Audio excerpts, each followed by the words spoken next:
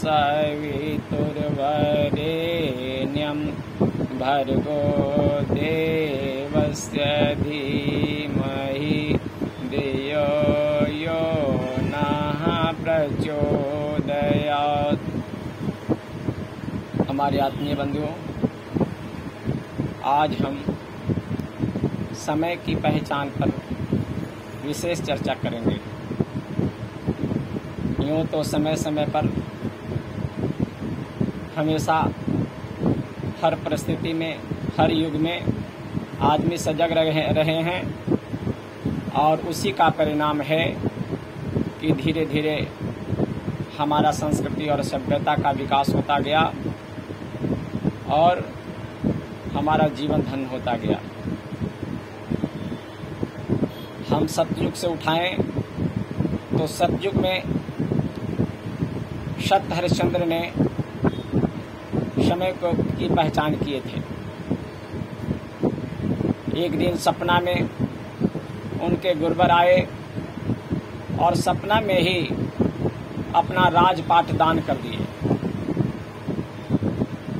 जब प्रातःकालीन उनका गुरु विश्वामित्र उनके दरवाजा पर आए और अपने उस सपना की बात पर को याद दिलाए और दक्षिणा में सारा राजपाट मांग किए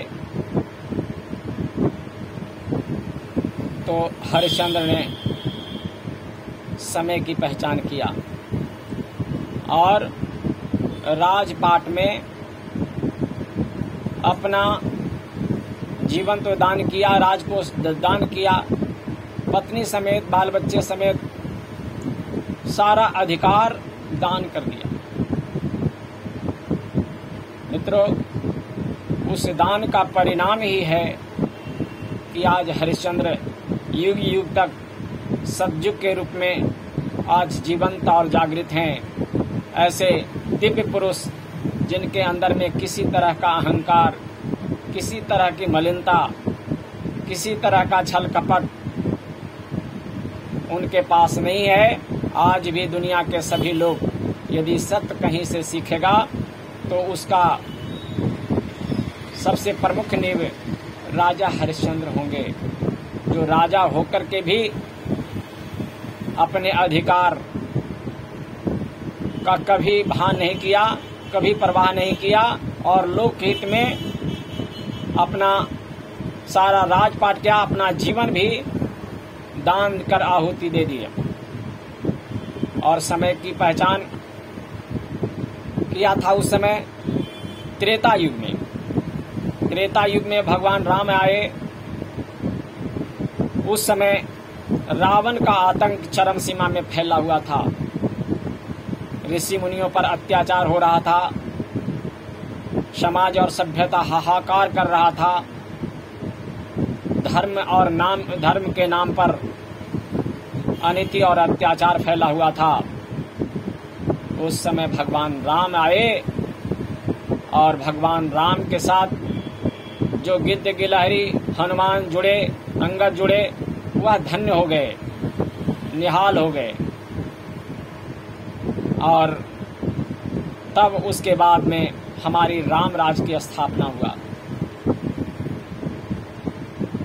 आज उसके बाद में द्वापर युग में आया।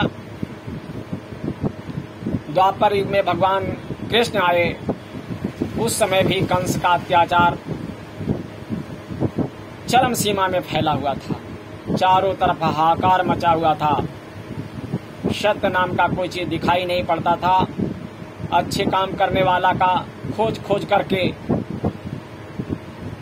उसका प्रतिकार किया जाता था। उस अत्याचार को देख करके, जनता के पीड़ित मानवता के करुण कराह देख करके भगवान कृष्ण ने संकल्प लिया कि ऐसे आतंकवादी, चाहे जो भी हो, राजा हो, चाहे कोई भी हो, उसके विपरीत में हमारा आंदोलन चलेगा। और एक बहुत बड़ा आंदोलन कर दिए। उस आंदोलन में रिक्ष गिद्ध गिलहरी तो नहीं बल्कि ग्वाल बाल उस समय आए और ग्वाल बाल अपना अपना लाठी लेकर आए और गोवर्धन जैसे पहाड़, यानी गोवर्धन जैसे पहाड़ के मतलब है कि अनिति अत्याचार के पहाड़ को सभी मिलजुल करके संकल्प लेकर के उस अत्याचार को भगवान कृष्ण के साथ सफाया कर दिया। समय की पहचान आज भी हमारे ग्वाल बाल धन्य हो गए जिन्होंने भगवान कृष्ण से अपना नाता जोड़ा। उसके बाद कलयुग में भगवान बुद्ध आए। भगवान बुद्ध के जमाने में आज उच्छृंखलता इतना चला था, वेद का दुरुपयोग हो रहा था, हिंसा का बोलबाला था, चारों तरफ अनिति अत्याचार का बोलबाला था। इस तरह से भगवान बुद्ध देखे कि सभी राजतंत्र में खोया हुआ है, भोग विलास में खोया हुआ है, अनिति अत्याचार में खोया हुआ है।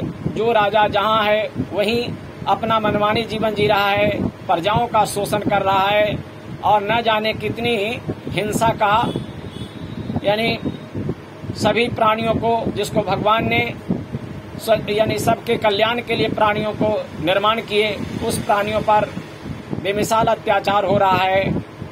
उसकी करुण कराह को भगवान बुद्ध ने जाना और एक आंदोलन खड़ा कर दिया, अपने जीवन से त्याग और बलिदान प्रस्तुत कर दिया। उस जमाने में भगवान बुद्ध के साथ परिव्राजक जितने भी आए, सम्राट अशोक आए और जितने भी आए उस समय के जमाने में और उनका साथ दिए, भगवान बुद्ध का साथ दिए, वह चिवरधारी धन्य हो गए और उनका आंदोलन सारे एशिया महादेश में खड़ा हो गया और जन जन तक उनका संदेश सुनने और सुनाने का मौका मिला। आदमी में सजनता का वातावरण बनाने का मौका मिला, आत्मज्ञान प्राप्त करने का मौका मिला। यह भगवान बुद्ध का अनुपम उपहार था। जिन्होंने उस समय उनसे नाता जोड़ा वह धन्य हो गया। पिछले दिनों स्वतंत्रता संग्राम के सेनानी में किसी को पता नहीं था कि अंग्रेजों का यह काला कानून समाप्त होगा और मनमानी अत्याचार भारत से बाहर जाएगा। किसी को पता नहीं था, किसी को नहीं था कि इतना बड़ा आतंक जो यानी अंग्रेज फैला दिया और अत्याचार कर रहा था इसी देश के जनता जनार्दन पर, उसको भी किसी को पता नहीं था।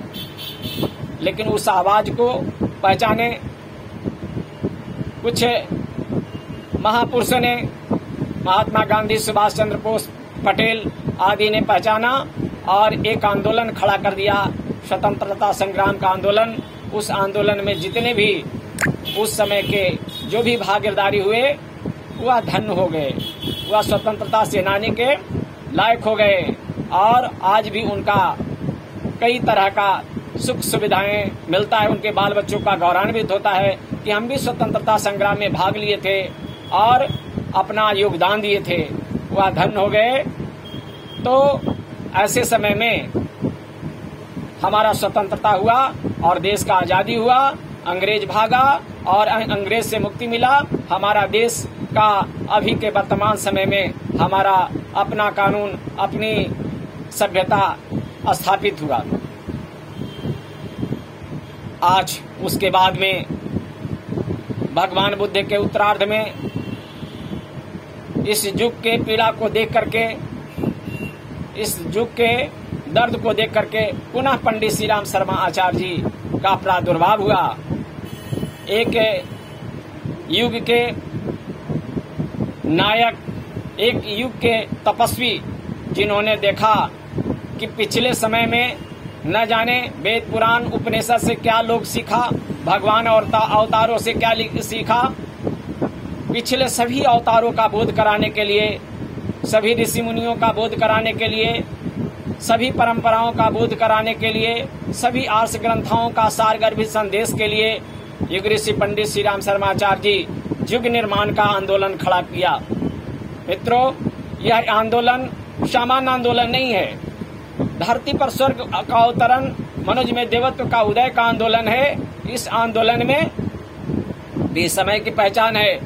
इस समय में हमें भी सजग होना है और उनकी जो 1964 में भविष्यवाणी जिन्होंने किया, दिल्ली के विश्व सम्मेलन में उन्होंने भविष्यवाणी किया, जिसमें हमारे विनोबा भावे, डॉक्टर राधाकृष्णन आदि महापुरुष शामिल थे, जिन्होंने 2 भविष्यवाणी किया।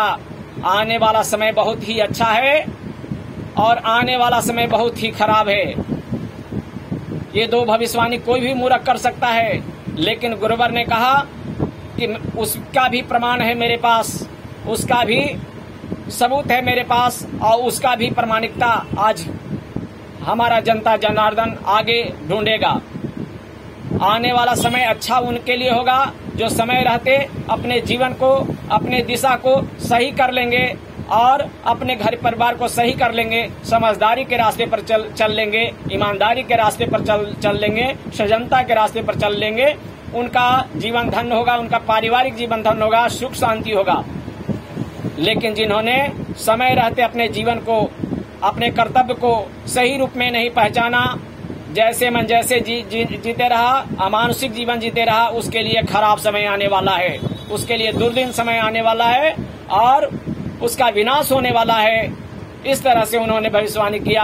मित्रों, आज के समय में हमें गायत्री परिवार के रूप में एक बहुत बड़ा आंदोलन खड़ा हुआ है, जिसे हमें व्यक्ति निर्माण, परिवार निर्माण, समाज निर्माण की सबसे प्रमुख नींव पर हम लोग को खरा उतरना है, अपने आप को प्रमाणित बनाना है, अपने आप को प्रमाणित बनाना है। गुरुदेव के दृष्टिकोण में हम लोग का जीवन जीना है, क्योंकि गुरुदेव ने संकल्प लिया है पिछले सभी अवतारों के सपनों का साकार और सभी वेद पुराणों का सपनों का साकार, सभी ऋषि मुनियों के सपनों का साकार करने के लिए। और ये पूरे